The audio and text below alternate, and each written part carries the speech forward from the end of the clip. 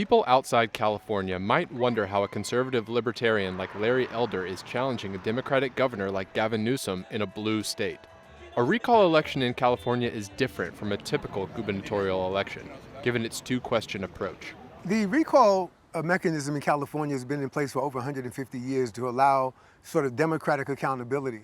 There are two questions on the ballot. Item one, should Gavin Newsom be recalled?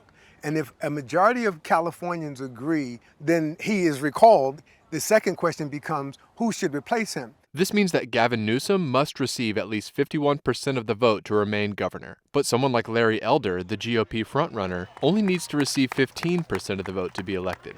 How some voters feel about the recall depends on whom they support.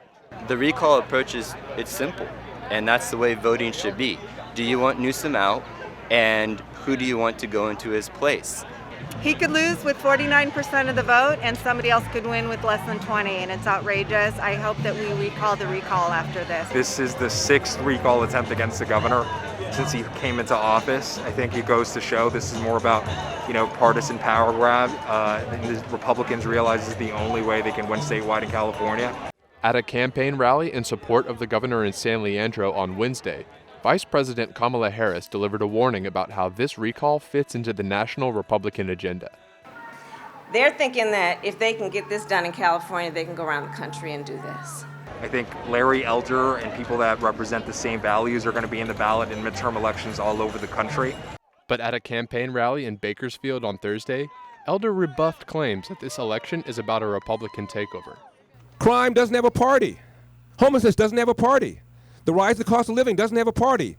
Poor forest management doesn't have a party. Rolling brownouts doesn't have a party. And they're talking about this being a Republican takeover. It is insulting to all of us who signed that petition.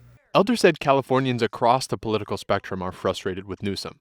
But Taylor says Republicans have seen a vulnerability and a way in a blue state that they have no chance ever again of winning outright. A recent UC Berkeley IGS poll shows Newsom faring better than Larry Elder in the September 14th election, with about 60% of sampled voters indicating they would vote to keep him in office. Ballots already returned show a higher Democrat turnout, according to Political Data Inc., which could be due to Republican concerns over mail-in voting. I don't believe in all the mail-out ballots. I believe we should have still had in-person balloting, and I have a feeling that there is going to be cheating again. Speaking to reporters after voting for himself in Los Angeles County, Larry Elder raised the baseless possibility that there could be shenanigans, as it were in the 2020 election.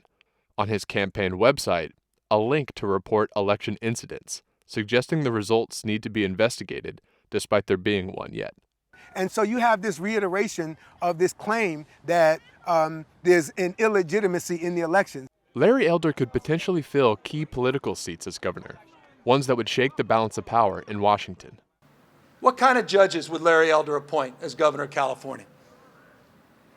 Who would he have appointed 10 months ago to replace Kamala Harris when she became vice president? What would that have done in Washington, D.C. today? So there's a lot at stake here. If Larry Elder becomes governor, Dianne Feinstein is replaced by a conservative or arch conservative Republican representing California. Californians have until September 14th to vote.